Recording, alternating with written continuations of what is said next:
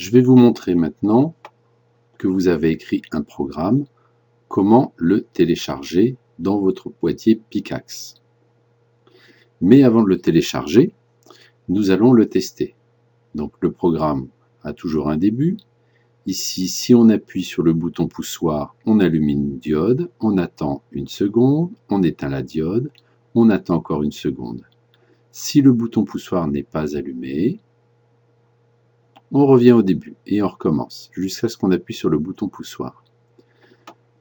Ici, vous avez représenté les branchements du microprocesseur. Toutes les entrées, c'est là où on va brancher le bouton poussoir, et toutes les sorties, c'est là où on peut brancher diode, moteur, etc.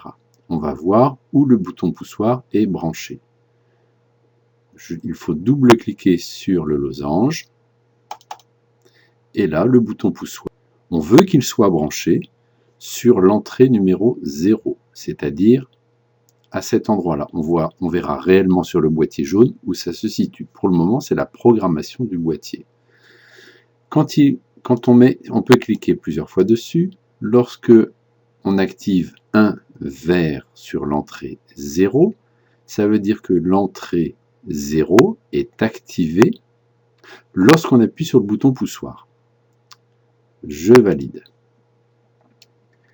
Si je veux faire un essai, je lance mon programme ici dans exécuter le programme. Ici, il tourne en boucle. J'ai lancé le programme en appuyant sur le petit bonhomme vert. Je peux arrêter mon programme en appuyant sur stop. Je relance le programme.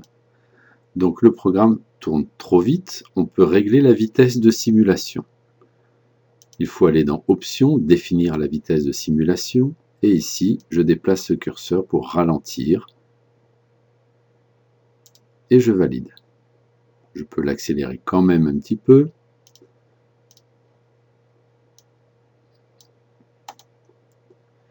Voilà, le programme tourne en boucle parce que je n'ai pas appuyé sur le bouton poussoir. Donc il suit les flèches. Lorsque j'appuie sur le bouton poussoir, le programme devrait commencer par démarrer la diode. Je vais faire l'essai. J'appuie sur l'entrée numéro 0. Je reste appuyé. Le programme défile. Je vais le ralentir encore pour mieux voir ce qui se passe au niveau de la sortie.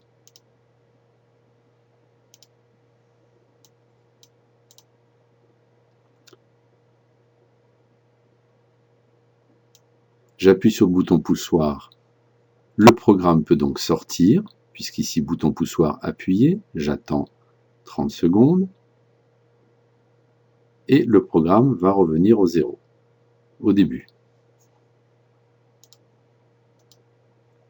Voilà, le programme est revenu au début. Maintenant, au ralenti, je vais à nouveau appuyer sur l'entrée 0, et vous allez voir ce qui se passe au niveau de la sortie 0, c'est là où la diode est branchée. Ça va passer au vert, ça va alimenter la diode. J'appuie sur le bouton poussoir, j'attends que le programme passe. Voilà, regardez ici, allumer diode, éteindre diode, attendre. Et ici, tant que je n'appuie pas sur le bouton poussoir, ça va continuer d'allumer la diode, d'attendre, éteindre la diode, allumer. Ça fait donc clignoter la diode. Et là, si j'appuie à nouveau sur le bouton poussoir, le programme va continuer et éteindre définitivement la diode pendant 30 secondes. Maintenant, il y a un nouvel outil qui a été installé. Vous pouvez directement voir le boîtier de simulation et le programmer. Pour cela, il faut aller dans Simuler, ouvrir la simulation et ouvrir un fichier de simulation qui se trouve dans le dossier Tableau de votre classe. Lorsque vous êtes dans le dossier Tableau, vous allez dans le dossier Allumer une diode et vous lancez le fichier de simulation Allumer la diode. Vous validez. Et là, vous avez le boîtier de simulation qui apparaît, le boîtier de programmation avec le microprocesseur au centre, la petite carte de bouton poussoir et la diode. Vous aurez ce matériel un petit peu plus tard. Tout d'abord, il faut alimenter le boîtier avec les piles, sinon rien ne fonctionne. Ça, c'est le câble qui sert à transférer le programme. Et maintenant, vous allez transférer le programme en appuyant sur le petit connecteur ici, programmer le PIC. Le programme est transféré.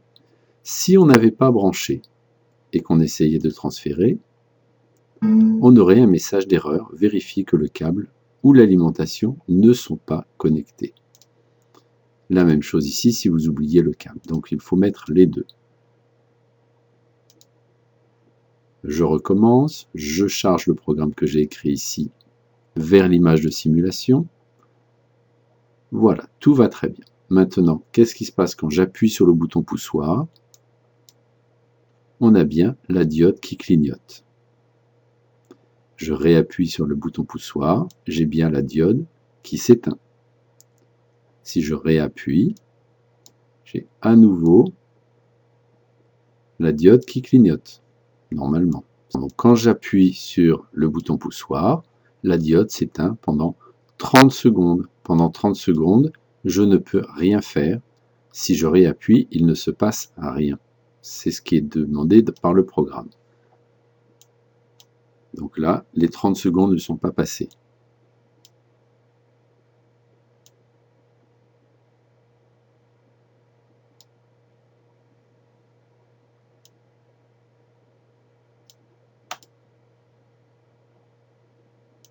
Voilà, les 30 secondes sont passées. À nouveau, le bouton poussoir est actif.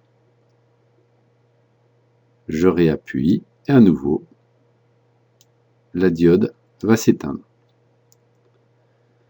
Voilà, donc pour les différents programmes que vous allez écrire, vous aurez donc des fichiers de simulation différents qui se trouvent toujours au même endroit. Et vous avez allumé une diode, fonction et ou, différentes fonctions. Voilà, bonne programmation et après on passera au boîtier réel.